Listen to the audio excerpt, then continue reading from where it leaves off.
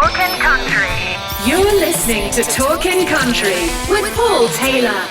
Hi, welcome to my channel, Talkin Country, where we'll be chatting to the stars of country music from around the world, whether it's in Nashville, Australia, UK, Ireland. You'll get it here first. If you like us, subscribe and give us the big thumbs up. Hopefully you enjoy it.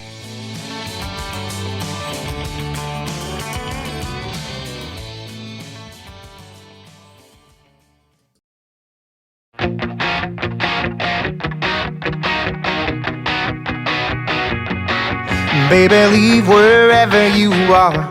Cut a path through the midnight dark. Hope you're wearing those jeans and that black leather jacket, and those high heels that make a whole lot of racket. Crash to the door, perfume like smoke. Straight up the stairs to the room you know. Don't slow down when you hit the sheets. Bring that touch on at full speed, 'cause you got the reckless that I need. Come on, girl, make a wreck of me. I want your love to hit me like a train, hit me like a train, hit me like a train. Come in hot, baby, kiss me fast. I don't care about the aftermath. I want your love to hit me like a train, hit me like a train, hit me like a train.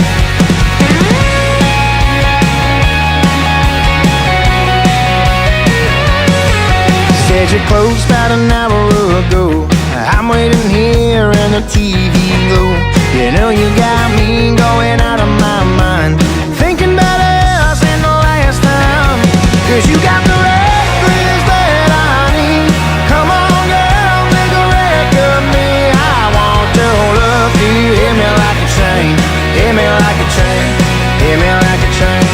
Come in hot, baby, kiss me fast. I don't care about the aftermath. I want your love to hit me like a train, hit me like a train, hit me like a train.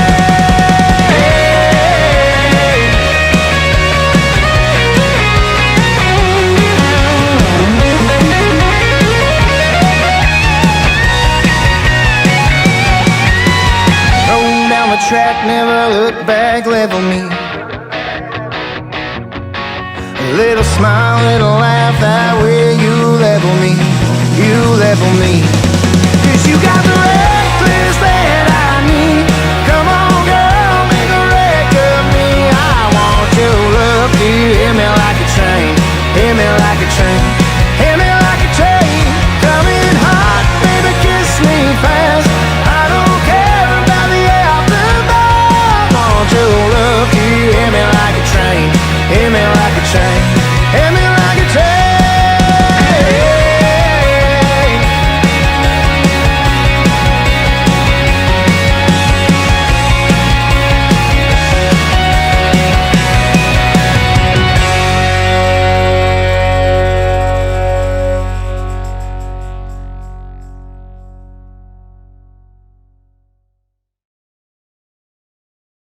Well, that was a brilliant single called Train by Manny Blue, who's actually on the line all the way from Nashville. How you doing, Manny? I am good. How are you? We're doing really, really good, mate. Things are going easier at this side of the pond with the lockdown. People are starting to move around a little bit more. How's things over there? All open. We just played a show on Saturday, and I was sitting down. You know, we had people playing with us, and so while they were on stage and just kind of, we got to watch the crowd and the environment. And it was outside. It was at a brewery. Stage was outside. It really, people were playing cornhole. It felt like a festival. It had a really festival vibe. We were three bands that played that night.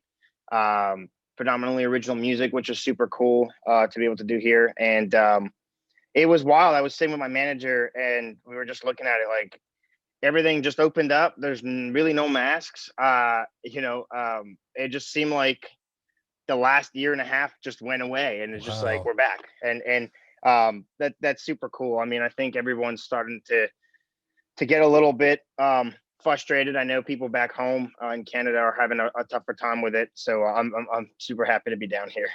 Yeah, you're originally from Montreal, is it? That's right. Yep. It's my favorite. Not Montreal. I've never been to Montreal, but I've been to Canada. It is my favorite place on the planet. And Banff, I just wish I was a millionaire. I could live in Banff. Yeah, I think you might have. I was gonna say I think you probably win in the summer, but Banff, even in the winters, is beautiful. So that's probably the one place off the top of my head I could think of that is beautiful all time of year. So yeah, it was like late September when I went. Yeah, so we got so fall-ish. Yeah, we got to check that out just before the tour. We had done a cross Canadian tour, and wow. The location to the bus picked us up in Calgary, and so we flew in the day to make sure and kept the day sort of buffer to make sure that we all got in and all the gear was there and no stress. So it all happened seamlessly, and so we were able to take the day. The band and I rented a truck, and we all drove up to Banff and had a day there, and it was pretty cool. It was in April, so the snow was melting, but it was pretty cool nonetheless. It's a place where the reindeer are just munching on privets and flowers, and you're walking down the street, and it's like, what's going on here? And it's the only place and they have an all-day Christmas shop, an all year round Christmas shop, and they've also got a country club. Did you know?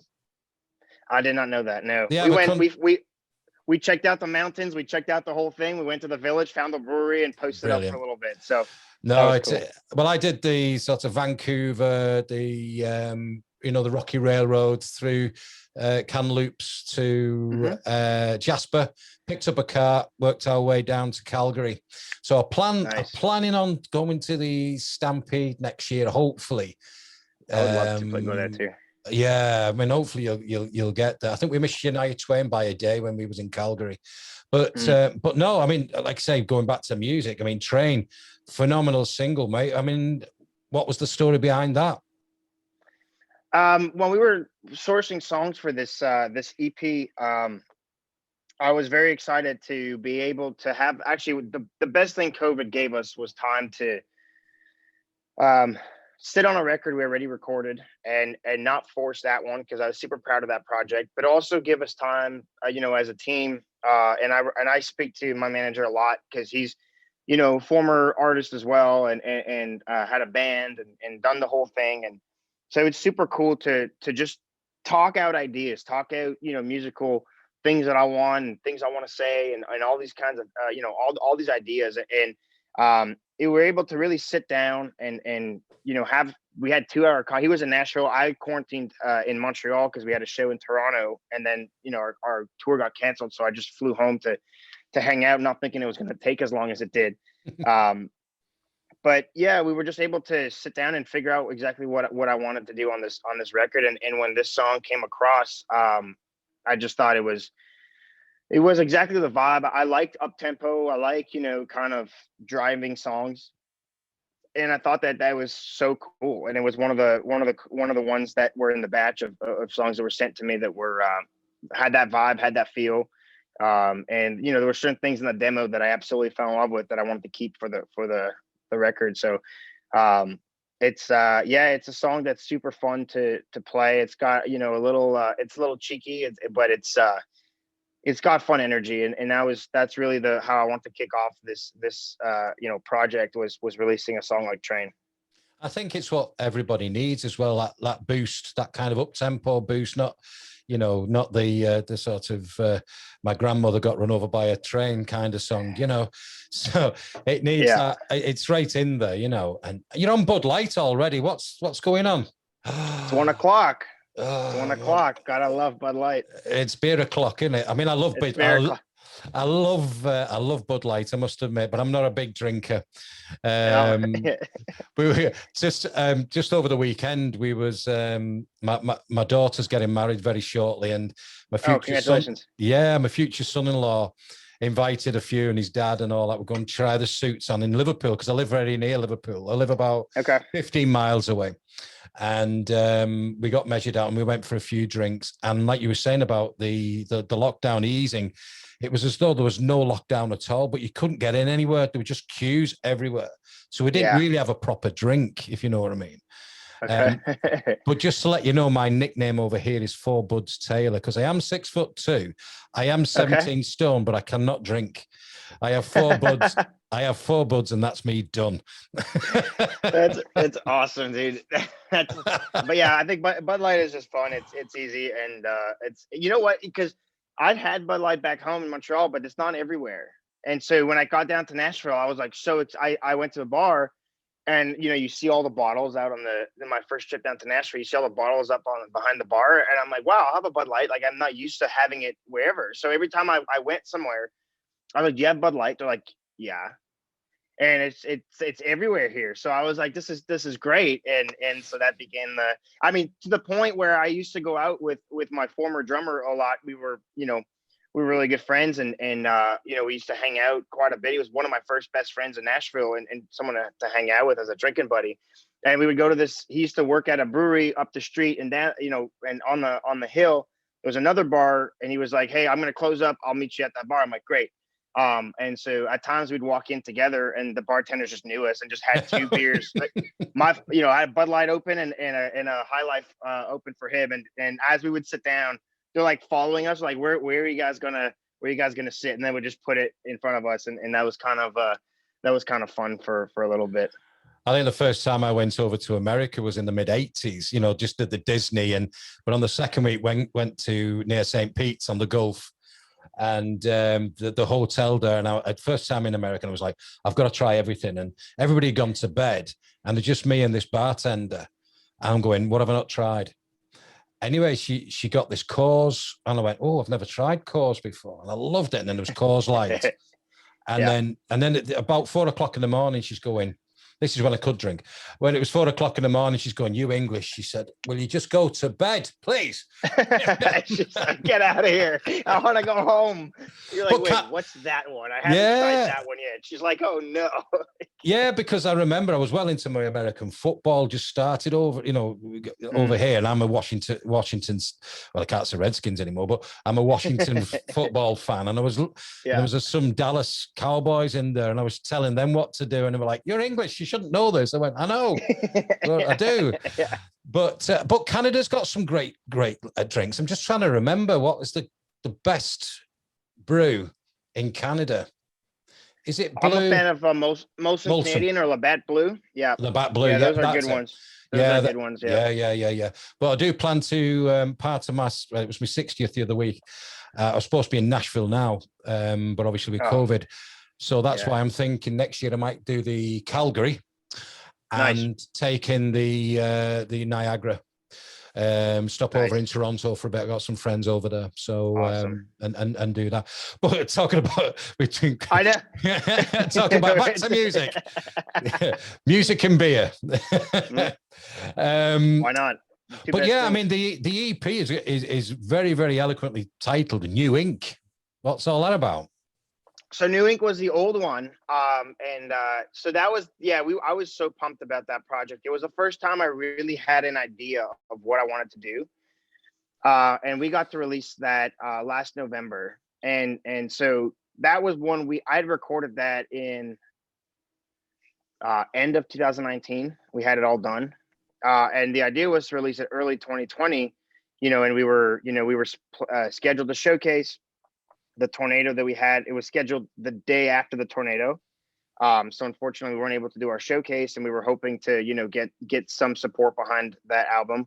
And the idea was just not to burn it, because I liked it. I was so in love with that album, because it was like the first time I really got to voice what I wanted.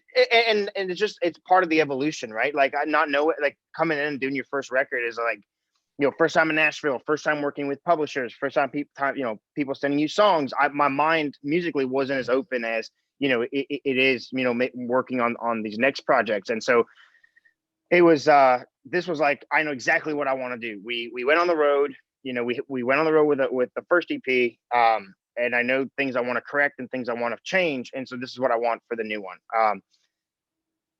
Fast forward COVID, we're like, what do we do? We can't really go out and promote this.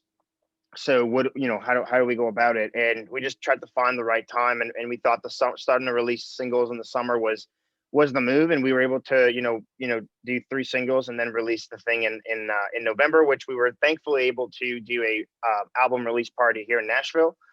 And so that was great, and that was super cool. But throughout planning that release, we were planning what we wanted to record for the new stuff. And Train is the first single for this new project that we have, which we released a song called Might As Well Lead as well, not too long ago, for the same record, same EP. So yeah, New Ink came from the title from I was trying so hard to think of an album name, and I don't like using like a title track or like the name of a song.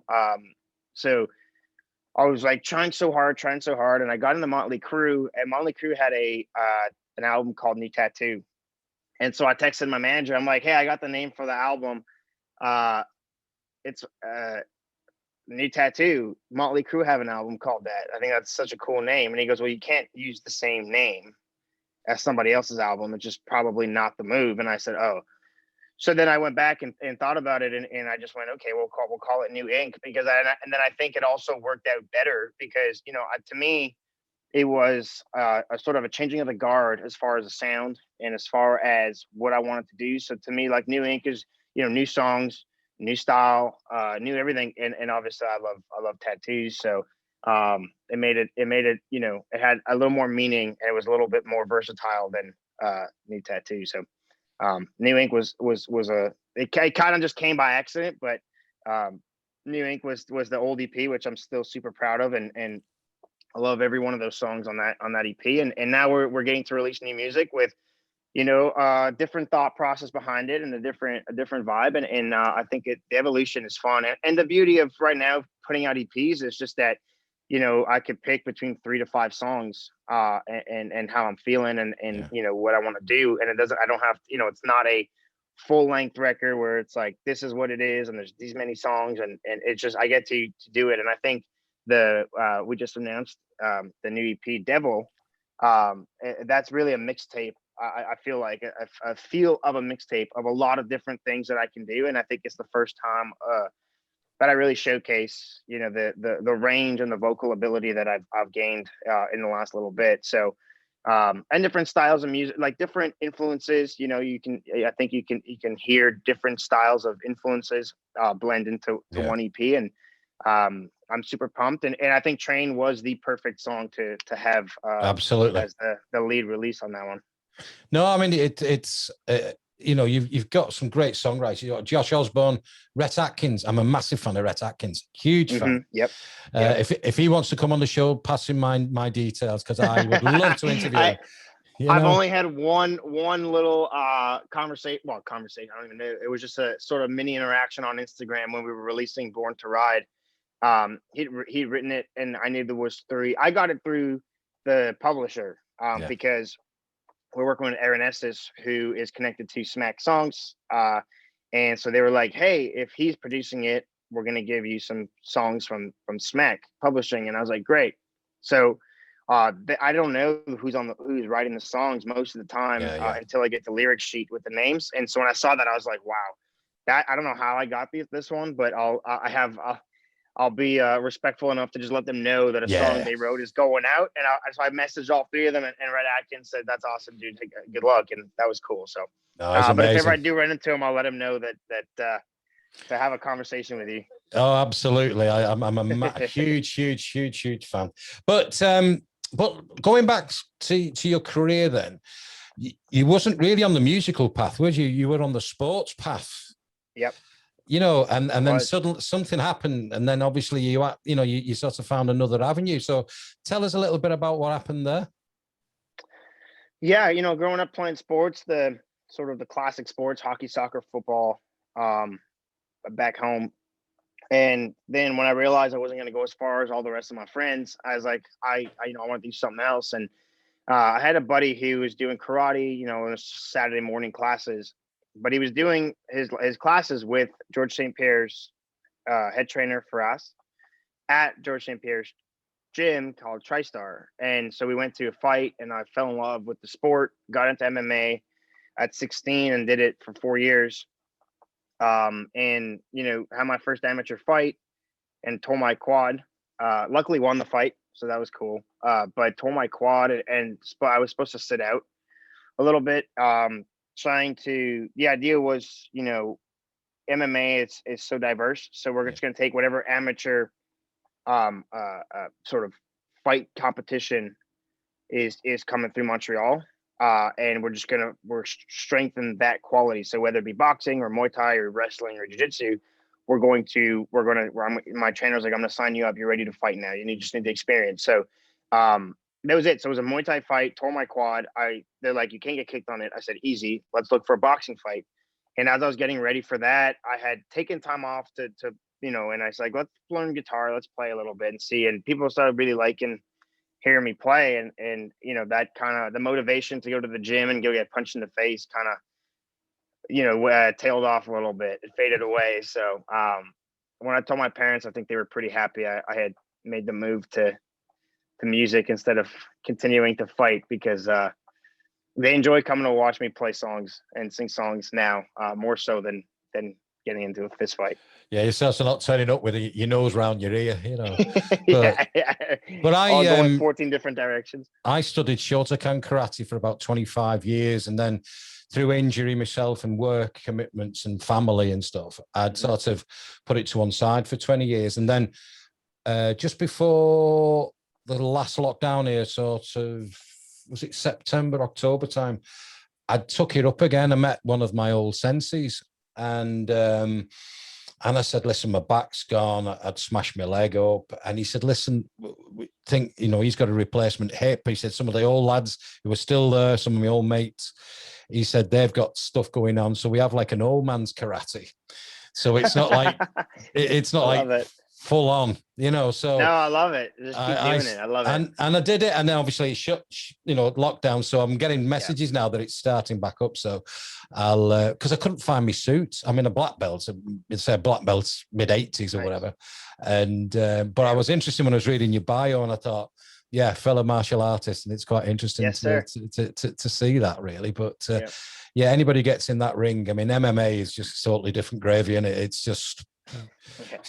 Well, and that was the thing. My buddy did karate, and he's like, well, George St. Pierre, I'd go to the gym. I've never run into him really, but it's his trainer. It's really cool. And so I went, and I'm like, that's what I want to do. He's like, no, come to do karate, like come to the classes and whatever. I'm like, no. I want to go actually, like, I want to get going here. Like, let's, I've, for better or worse, my dad's always said I got super tunnel vision, where it's like if I get one thing in my head, it becomes the most important thing in my world. That there's both pros and cons to that, but I was like, that's what I want to do. Like, how do I get into MMA? How do I need a background in something first or not? And I was able to meet with my trainer Nordin Taleb, who fought in the UFC and is a pro MMA fighter, and he kind of took me under his wing, right off the hop. But I think that in itself, listening to you, that tunnel vision and that focus is what you need in the music industry. Mm-hmm. Yeah. And you need that tenacity as well, and that sort of, get out my way kind of thing, and coming through and learning your craft, and there is a lot of similarities between, because I've been a musician for like 20 years. I'm, around the UK and stuff. So I get it, and there's a lot of my friends who do martial arts or have done martial arts who are musicians. And it's quite weird. Yeah. They're like saying you've got to have that focus, that tenacity, that get up and go. And also when you get knocked down, to use a metaphor, because you do get knocked down in the music industry. 100%.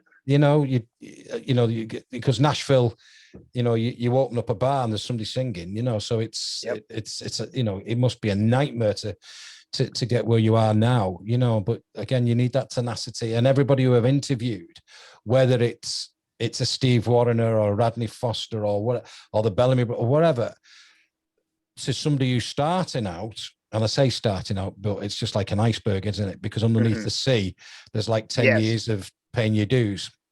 Yep. Yeah. And that's crazy. Sorry, I didn't mean to cut you off. No. It is crazy. But I said, you need that tenacity, you need that focus, you need that strength of will as well, So, I mean, have you always been into music then? I mean, before the MMA kind of stuff? Nothing like legitimately. I grew up with my dad, loving a mic, loving the stage, whether that's public speaking, or just singing for fun. So, in a room full of people that we know, or doing a karaoke thing or whatever it is. So I always grew up with the idea, like, it's not a big deal to be on stage. I would do oral presentations at school, and everybody be nervous, and I don't get it. Like, as long as I know what I'm talking about, I can go up and figure it out. And so, it was more annoying to make the PowerPoint presentation than it was to actually be in front of people and talking. So I kind of grew up with that mentality of like, hey, if you're on the stage and you're doing the thing, like, it's your moment, and sell it. And it's not a big deal. Like, there's nothing to be nervous about if you know your thing, right? When that's where the preparation comes in. So I've seen my dad do multiple public speaking events and things like that, where it's just like he just goes up there and it's swag all the way. So it's super cool.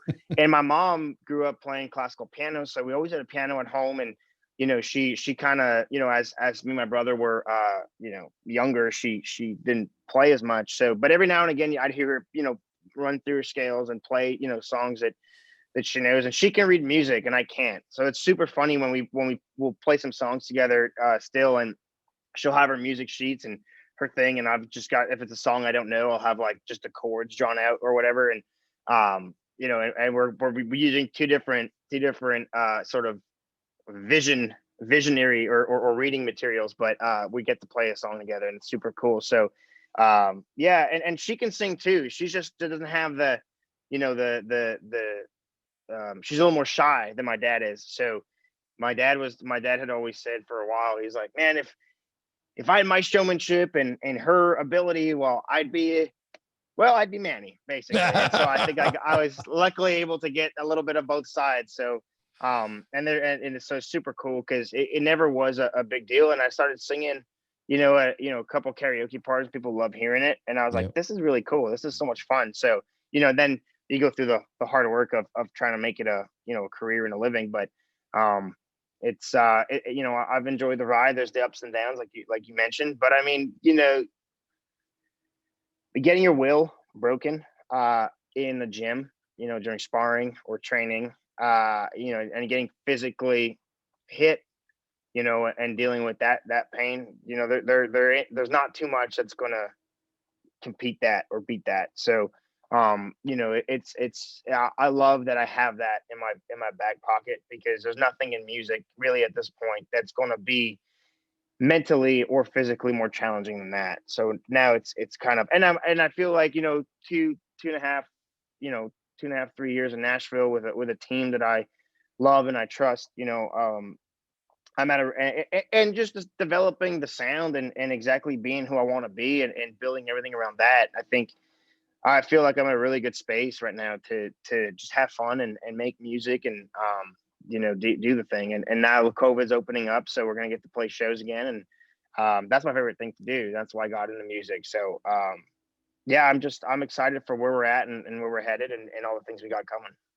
Yeah, well, as I said, it's just an amazing sort of career to date, isn't it? I mean, you're on that sort of precipice now of going to that next level and getting more and more and more gigs. And as I said, opening up, and I hope it does work for you. But before we finish, there's a question I ask most people, certainly from across the pond. And the Mount Rushmore monuments, you've got four pillars of historical figureheads. Yep. If you actually had a chisel and you could do your own figureheads of people that's inspired you over your career to date, who would they be? Who would be the four? Wow. Four's not a lot. I mean, I grab inspiration. I mean, there's the guys that I started, kind of being inspired by, and the guys that currently inspire me. But if I had to pick four, I definitely put John Mayer on that Mount Rushmore. I'll go with Adam Levine too, because I mean, it was his vocals and his vocal ability that really got me interested in becoming a better vocalist, and having a really strong ability to sing and do cool runs and things like that, and just be a showman and kind of a modern day rock star. Eric Church, will definitely be on there as well. He's just does what he's our modern day Johnny Cash. He's a bad man and he's a badass. Oh, I love it. I love it. Everything about him. I watched him over here. He's brilliant. Yes. Yeah, he's great. And the fourth one, damn. Man, I got so many. Who do I pick? I'll go with Post Malone. Because I love the way, guy hits it at 18, 20 years old and is just so genuinely kind to everybody still. And is one of the biggest,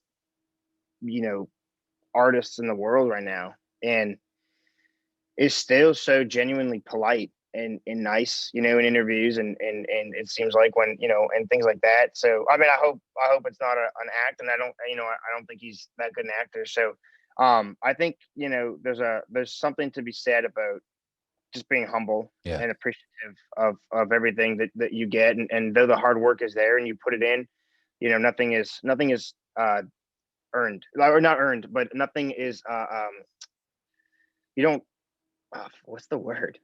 Nothing is, oh my God. Taken for granted. But take it for granted. Exactly. Yeah. The Bud Light's kicking in. Nothing's, nobody owes you anything, and I think that's super cool to be able to see somebody who's gone through it at a young age and, kind of catapulted to the top of the world and pop culture and be able to be so cool is I think, quite admirable. So it's quite a mix of guys on my Mount Rushmore, but yeah, that's what I'd go with. Well, that's why I ask it, really, because a lot of people sort of expose, to want of a better phrase, the career or the thought processes sometimes. They'll say, oh, it's this, it's that. And you get a flavour. As soon as you mentioned Eric Church, I went, yes, I can see a little bit of that going on. Yeah. He's my, I think he's number one on my country. If you're going straight country artist, Mount Rushmore, he'd be by far number one. And just because I've never liked to be put in a box. And I what I love about him is you never know what to expect, right? No. Like he's got all kinds of songs that have a different sound, but it's always Eric Church. And that's, I think, what's so cool is not everything is going to sound exactly the same, but somehow he makes it all fit, and he's true to himself, and he does what he wants, and I dig it. Well, Manny Blue, it's been an absolute pleasure speaking to you, my friend, and I wish you good luck with the new project and obviously COVID lifting. You get more and more gigs, and hopefully get over to the UK at some point. Yes, I keep getting asked about it, and I really do want to come down to the UK. I think we'd have a lot of fun there. So hopefully soon. Yeah, if you let us know, because like I said this to a lot of people, that we've got strong links with people who run festivals and things like that. So if you get your team, speak to Christy, who got in touch with us, and the publicist, and we'll see whether we can accommodate if you come over. Perfect, that'd be great. But be great to have a Bud Light, a tutti. Definitely. Not more than 4. We'll hit 4 and we'll see what happens after that. But you take care, my friend. Enjoy the rest of your career, and I look forward to seeing more and more songs from you. Yes, sir. I'll see you soon.